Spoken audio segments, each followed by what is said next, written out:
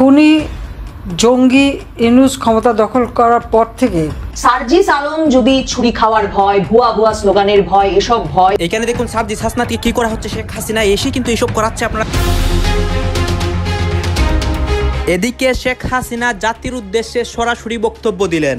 Sarjis Hasna doctor ইউনূসের উপর অ্যাকশনের আদেশ দেন। সেনা প্রধানও তাদের সাপোর্টে। দেশে এখন ক্ষমতার পালাবদল হচ্ছে। বেশি মারলে তো হাতের মধ্যে দেখলাম মোবাইল, মানি ব্যাগ, ওইটা নিয়ে চলে যেত বা ওইটা হাত থেকে ছাইরা দিত। বেশি মারলে জামা কাপড় ছিঁড়া ফালাইছে, মা গো বাবা গো বলে একটা চিৎকার শোনা গেছে, ক্যামেরায় দেখি নাই আমি। কমিটি নিয়ে কি অবস্থা? সার্জিসের উপস্থিতিতে সার্জিসের সামনে দফায় দফায় মারামারি। আমাদের সাথে আরো থাকছেন ডক্টর মোহাম্মদ ইউনূস। ডক্টর মোহাম্মদ ইউনূস, আপনাকে আমাদের অনুষ্ঠানে স্বাগত জানাই। সার্জিস আলম যদি বক্তৃতা লম্বা সময় ধরে দিতে না পারেন, সার্জিস আলম যদি ছুরি খাওয়ার ভয়, ভুয়া ভুয়া স্লোগানের ভয়, এসব ভয় এড়িয়ে জনসমাবেশ, জনসংযোগ করে না যেতে পারেন, তাহলে আসলে আওয়ামী লীগ নিষিদ্ধ করবে কারা? বৈষম্য বিরোধী ছাত্র আন্দোলন এবং সাধারণ জনতার ব্যানারে মিছিল করতে দেখলাম উপদেষ্টার পদত্যাগ দাবিতে। নানা অভিযোগ তার বিরুদ্ধে। এলাকাবাসীর নিজ এলাকায় এই ধরনের বাবাজি বলতেছে বারবার যে আমি সংস্থা করব দেশ। উনি সংস্থা কি করবে দেশ? যারা দেশকে ধ্বংস করার পরিকল্পনা করতেছে, এদের দ্বারা নির্বাচন দিয়ে কোনো লাভ হবে না। এই দেশে নির্বাচন দেখতে হলে আওয়ামী লীগ লাগবে। আওয়ামী লীগকে নিয়ে সুষ্ঠুভাবে নির্বাচন যান। যতই দল করে এই দেশে দল দুইটা, একটা আওয়ামী লীগ, একটা বিএনপি। সিলে করে লাভ নাই। এই গল্পগুলো শোনাতে পারিনি, কিন্তু আমরা সবসময় বলি, বঙ্গবন্ধু যেটা বলে আমাদেরকে শিখিয়ে গিয়েছেন যে কখনই হাল ছাড়তে নাই। এবং আজকে আমাদের যে মৌলিক উদ্দেশ্য আপনার সাথে কথা বলা, আপনার কাছ থেকে শোনা, সেটা শুরু হয়ে গেল। আজ পর্যন্ত রাজনৈতিক ভাবে বা অন্য কোনো ভাবে বাংলাদেশের জন্য এই ডক্টর ইউনূসের কোনো অবদান আমি খুঁজে পাইনি, যদিও উনি শান্তিতে নোবেল বিজয়ী, যেটা হয়তোবা অনেকেই মনে করেন যে এটা। যে রাজনৈতিক দলগুলো জুলাই আগস্টের অভ্যুত্থানকে বিক্রি করে পুঁজি করে তারা রাজনীতি করতে চাইছে, তারা তাদের নেতা কর্মীদেরকে শতভাগ নিয়ন্ত্রণ করতে পারে নাই বিদায় একের পর এক এলিগেশন আসছে। হ্যাঁ, দেশের রাজনীতি নিয়ে প্রতিনিয়ত নতুন নতুন তথ্য আসে এবং ইতিমধ্যে শেখ হাসিনার একটি বক্তব্যকে কেন্দ্র করে অনেক ঘটনা ঘটে, উত্তেজনামূলক পরিবেশ বাংলাদেশের মধ্যে সৃষ্টি হয়। দর্শক শ্রোতা, আপনারা দেখেছেন যে ছাত্রদের নতুন রাজনৈতিক দল এনসিপি, তাদের মধ্যে একটা ঝামেলা হয়। সার্জিস, হাসনাত এবং আরও যারা নেতাকর্মী সমন্বয়ক রয়েছে, তাদের কিন্তু খুবই ক্ষতিও হয়। গাইজ, এই বিষয়গুলো পর্যালোচনা করার পর আমাদের কাছে অনেক ইম্পর্টেন্ট তথ্য আসে যে সর্বশেষ তাদের অবস্থা কি হয়, শেখ হাসিনা কি বলতেছে এবং এই নিয়ে আমাদের দেশের সেনাপ্রধান কি পদক্ষেপ নিচ্ছেন, ডক্টর ইউনূস কি বলতেছেন। দর্শক শ্রোতা, দেশের সর্বশেষ রাজনীতির পরিস্থিতি আপনারা এই সম্পূর্ণ একটি ভিডিওতে দেখতে পারবেন। আসুন দর্শক, আমরা আর কথা বাড়াচ্ছি না, আমরা সরাসরি ভিডিওর মূল আলোচনাতে চলে যাচ্ছি। আজকে আমাদের শাহজাহান খান একটা কথা সত্যি বলেছে, আজকে মুক্তিযোদ্ধারা কারাগারে আর রাজাকাররা ক্ষমতায়। সারা বাংলাদেশে একটা ভয়াবহ অবস্থা।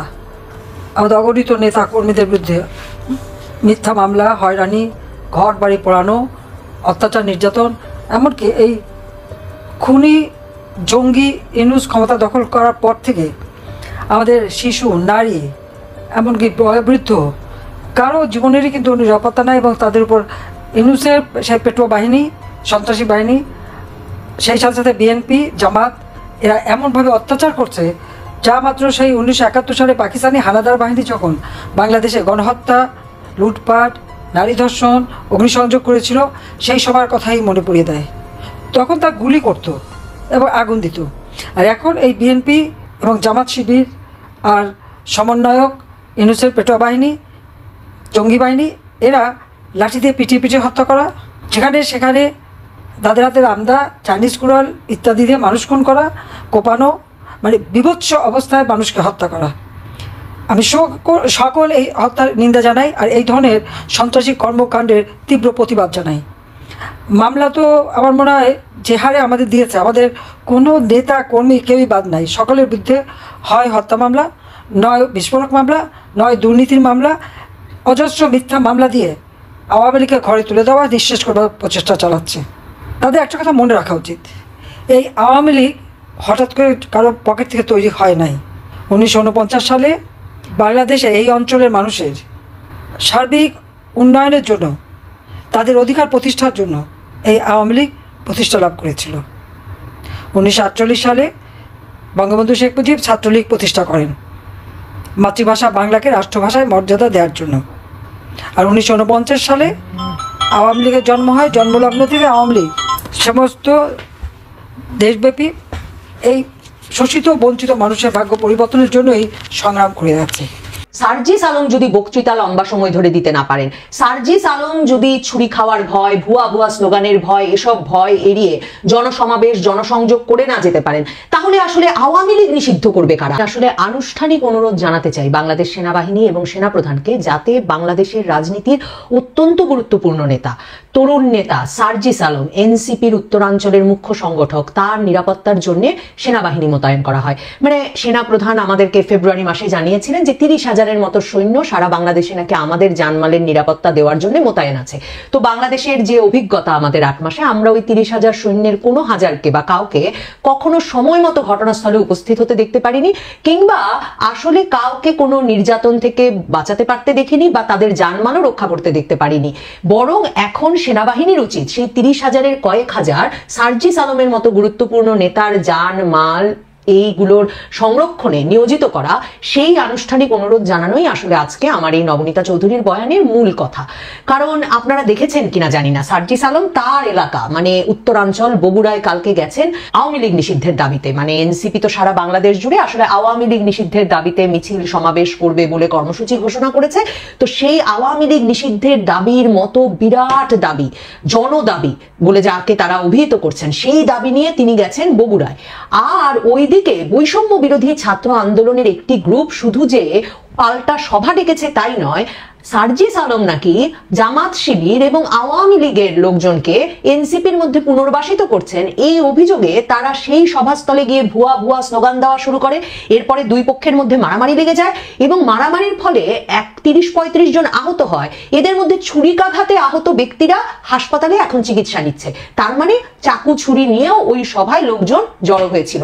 অবস্থা এমন বেগতিক হয় যে সার্জিস আলমের মতো গুরুত্বপূর্ণ নেতাকে, তার মতো বাংলাদেশের রাজনীতির একজন শীর্ষস্থানীয় নেতাকে তার দলীয় সভা মঞ্চ থেকে 4 মিনিটেরও কম সময়ের মধ্যে বক্তৃতা শেষ করে মঞ্চ থেকে নেমে মিছিলে যোগ দিতে হয়।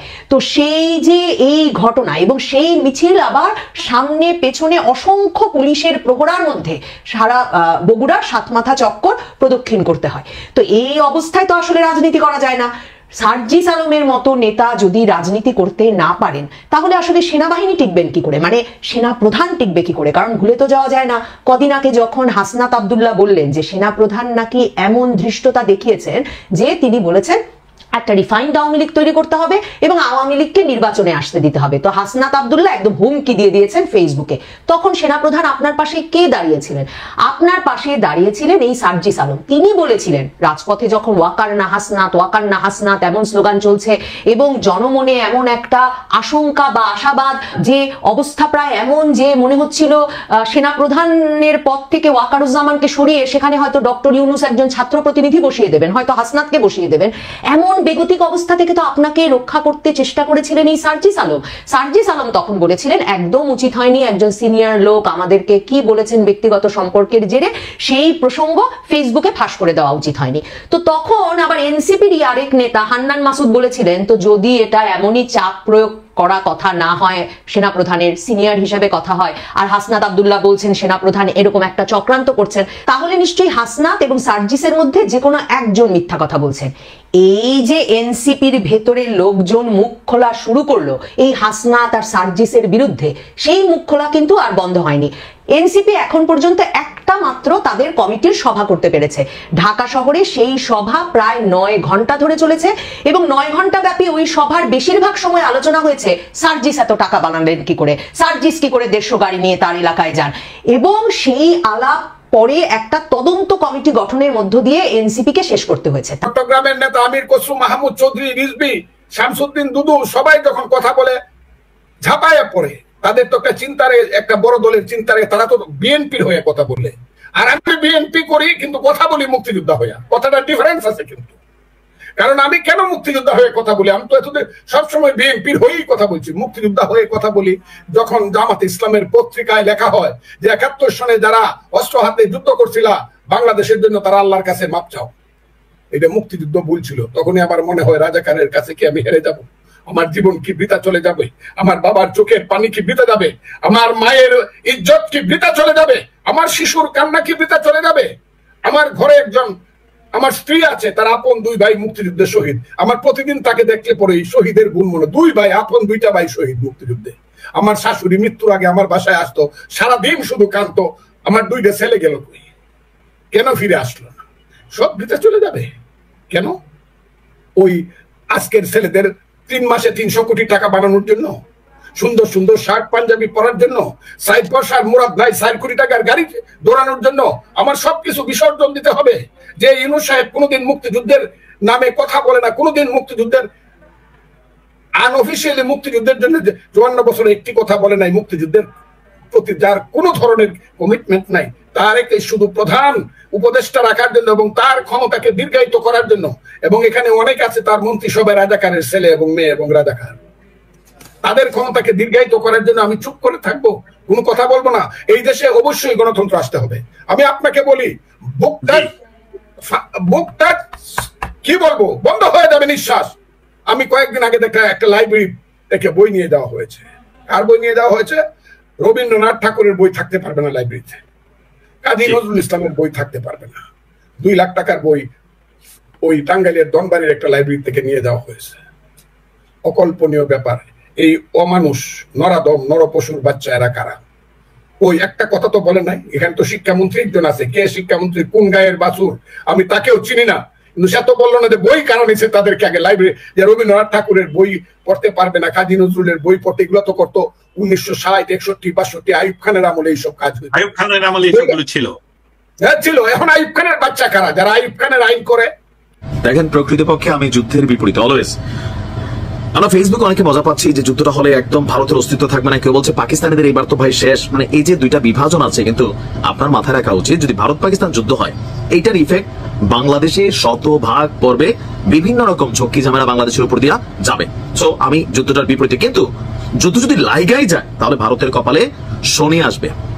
আজকে আমরা যেই বক্তব্য দেখলাম, যে আমার কাছে কেন জানি মনে হচ্ছে এবার ভারত কি ভয় পেল নাকি নতুন কোনো পরিকল্পনা করছে? ভয় পাওয়ার কথা আমরা কেন বলছি আসেন। গেল 5 থেকে 6 দিনে জম্মু কাশ্মীরের বিভিন্ন সীমান্তে এমনকি শূন্য রেখা বরাবর ভারত পাকিস্তানের সেনাদের মধ্যে কয়েক দফা গোলাগুলি হয়েছে। পাকিস্তানি সেনারা ভারতের চেকপোস্ট গুলোকে গুড়িয়ে দিয়েছে, এমনকি পাকিস্তানের আকাশ সীমায় অনুপ্রবেশকারী ভারতের ড্রোনগুলোকে তারা ধ্বংস করেছে, আটক করেছে। বিএসএফ নজওয়ানকে আটক করেছে। পাকিস্তানিরা ভারতের সীমানার ভিতরে ঢুকে গেছে। নানান ধরনের পাল্টাপাল্টি অ্যাক্টিভিটিস চলছে। এর মাঝখানে আমরা যখন শুনলাম গেল 24 ঘন্টা আগে, অলরেডি আমার নিউজটা যখন চলছে তখন 36 ঘন্টা শেষ, আর 36 ঘন্টা আলটিমেটাম বাকি, যে মার্কিন গণমাধ্যম নিউ ইয়র্ক টাইমস, তারপর ডয়চে ভেলে, ভারতের গোয়েন্দা সংস্থা, পাকিস্তানের গোয়েন্দা সংস্থাগুলো সবাই একটা বক্তব্য যে ভারত 24 থেকে 36 ঘন্টার মধ্যে আপনার বা 72 ঘন্টার মধ্যে পাকিস্তানে হামলা করবে। তো আমরা যখন কথা বলছি অলরেডি 36 ঘন্টা শেষ, যদি হামলা শুরু হয়ে না থাকে ভিডিওটা পাবলিশের টাইমে, তার মানে একজন বিশ্লেষক বলছিলেন ভারত হয়তো যতটা বলছে তার জনগণকে খুশি করার জন্য, কিন্তু যুদ্ধের বেলায় ভেতরে ভেতরে হয়তো তারা এরকম সিদ্ধান্ত নিবে না, এটাকে টেকনিক্যালি হোল্ড করার ট্রাই করবে। এবং অলরেডি যুক্তরাষ্ট্র এটার মধ্যে ইনভলভ হচ্ছে, পাকিস্তান ভারতের সাথে অলরেডি ফোনে কথাবার্তা শুরু হয়েছে। এর মাঝখানে বার্তা সংস্থা এএনআই কে একটা সূত্র বলছে যে লাইন অফ কন্ট্রোল বা এলওসিতে অপ্ররোচিত গুলি বর্ষণ না করতে পাকিস্তানের সেনাবাহিনীদেরকে সতর্ক করেছে ভারতীয় সেনাবাহিনী। ওই যে আমাদের গ্রাম অঞ্চলে একটা কথা আছে, হাত থাকতে মুখে কিসের কথা। এখন ভারত তো যুদ্ধ করবে, পাকিস্তান বলছে আমরা একটা স্বাধীন তদন্ত করে চীন এবং জাতিসংঘ রাশিয়ার মাধ্যমে, ভারত কইছে নো তদন্ত খেলা হবে ডাইরেক্ট অ্যাকশন, সেনাবাহিনীকে পূর্ণ স্বাধীনতা দিছে। তো স্বাধীনতা দেওয়ার পরে আরেকটা দেশের সেনাবাহিনীর কাছে বা যাদের বিরুদ্ধে আপনি লড়াই করবেন তাদের কাছে আবার সতর্ক বার্তা পাঠাচ্ছেন, মানে কিসের? পাকিস্তান ঢুইকা মাইরা যাচ্ছে, গুলি করে খুলি উড়াই ফেলতেছে, চেকপোস্ট ঘুরাই দিচ্ছে, এগুলো তো ভারতীয় গণমাধ্যমের বক্তব্য। তো আবার ওই বাহিনীর কাছে আপনারা কিসের সতর্কবার্তা পাঠান? এটা আমাদের কাছে মনে হচ্ছে যে কোথাও না কোথাও ভারত যুদ্ধটা থেকে স্কিপ করতে চাচ্ছে। আবার সূত্র বলছে আলোচিত পাকিস্তানের অপ্ররোচিত লঙ্ঘন নিয়ে ভারত এবং পাকিস্তানের মিলিটারি অপারেশনসের মহাপরিচালক যারা, তাদের মধ্যে হটলাইনের মাধ্যমে 2 দেশের মধ্যে কথাবার্তা হয়েছে। ভারত পাকিস্তানকে পাকিস্তান সেনাবাহিনীর যুদ্ধবিরতি লঙ্ঘন নিয়ে সতর্ক করছে। যখনই সতর্কের বার্তায় সাবধান করলাম কিন্তু আরেকবার যদি এগুলা করো, তো এটা হচ্ছে কি ক্ষমতা না থাকার বহিঃপ্রকাশ। যদি ক্ষমতা থাকতো একবার সাবধান করছে, দ্বিতীয়বার অ্যাকশন ছাইরা দিছে না। এদেরকে দূর থেকে ফলো করা হচ্ছিল যে এরা কি করে, এই ফলোর মধ্যে এরা ধরা খায়া গেছে। এরা না ওইগুলো চালাইয়া যাইতেছিল ভিতরে ভিতরে নিজেরা ভাই। আর সত্যি কথা কি জানেন, আমি সিনেমা ছাইরা দিছি 3-4 বছর আগে, কিন্তু ওর আগের টাইমটু কেমন কাটাইতাম জানেন? প্রতি সন্ধ্যায়, প্রায় সপ্তাহে 3-4 দিন প্রতি সন্ধ্যায় কোনো না কোনো নায়িকার সাথে আমার সিটিং থাকতো, আমার সাথে আরেকজন থাকতো, বুঝছেন? উনি বিখ্যাত রাইটার, ওনার নামটা নিলাম না কারণ ওনার বউ আবার ওনারে কিলাইতে পারে। উনি আর আমরা এই দুজনে মিলা ওই আড্ডায় যাইতাম, আমরা দাওয়াত পাইতাম। জানেন তো আমার একটু নাম ডাক আছে এই সিনেমা জগতে, যার জন্য দাওয়াত পাইতাম। 5 স্টার হোটেলে যা বসতাম, খাইতাম। ওই খাওয়ার মধ্যে কি আলাপ, একটা ছবি বানাইতে হবে এবং এটা আমরা জমা দিব কোথায়? সরকারের কাছে। আওয়ামী লীগ সরকারের কেউ একজন ওনারে কথা দিছে যে মালেক আফসারীর নামে একটা গল্প জমা দাও আমাদের কাছে, আমরা একটা অনুদান দিয়া দিব ৬৭ লক্ষ টাকার। আর বাকি টাকা কে দিবে? ধরে নেন উনি হলেন সেই সুগার ড্যাডি, মানে মিষ্টি বাবা, উনি টাকা দিবেন, বাকি টাকাটা গভর্নমেন্ট থেকে নিয়ে দিবেন ৬৭ লাখ। ওই ছবিটা বানাইতে হবে। খানা পিনা হইতো, জানেন এক সিটিং এ ৩০,০০০ ৪০,০০০ টাকা বিল আসতো। ওই টাকা ওই নায়িকাই দিত। একটা টাইমে বুঝছেন মোটা হয়ে গেছিলাম, তো আমি মোটা হয়ে গেছিলাম। পরে আমার ওই রাইটার দুজন নাকি জুনিয়র সিনিয়র, তারপরে বন্ধুর গাইজ আপনারা তো দেখলেন এখানে কি কথা হচ্ছে। অনেকেই কিন্তু অনেক কথা বলতেছে, অনেকে আলোচনা করতেছে, অনেকে সমালোচনা করতেছে দেশের বিভিন্ন অবস্থা এবং দেশের বিভিন্ন পরিস্থিতি নিয়ে সবাই সবার মন্তব্য প্রকাশ করে এবং যার যার মন্তব্য দেখি কিন্তু আমরা অনেক কিছু বুঝতে পারি। দর্শক শ্রোতা, এখানে কিন্তু বিশেষ করে বাংলাদেশের রাজনীতি, বাংলাদেশের অবস্থা, বাংলাদেশের পরিস্থিতি এইসব নিয়ে সবাই সবার মন্তব্য প্রকাশ করে এবং তাদের বক্তব্যগুলো দেখে আমরা অনেক নিউজ বুঝতে পারি, বাংলাদেশের আপডেট নিউজগুলো। গাইজ এতক্ষণ আপনাদেরকে যা কিছু দেখিয়েছি সব কিছু আমরা সোশ্যাল মিডিয়া থেকে সংগ্রহ করেছি। এখানে আমাদের নিজস্ব কোনো মন্তব্য নেই বা নিজস্ব কোনো সিদ্ধান্ত নেই। এইসব দেখে আপনাদের কি মনে হচ্ছে এবং আপনাদের মন্তব্য কি, এটা আপনারা অবশ্যই কমেন্ট বক্সে লিখে যাবেন। এবং আপনাদের কাছে আমাদের একটা রিকোয়েস্ট থাকবে সর্বশেষ, যে আমাদের চ্যানেলটা আপনারা সাবস্ক্রাইব করবেন এবং আগে থেকেই যদি আপনাদের চ্যানেলটা আপনারা সাবস্ক্রাইব করে রেখে থাকেন তাহলে আমাদের পক্ষ থেকে আপনাদেরকে অসংখ্য অসংখ্য ধন্যবাদ।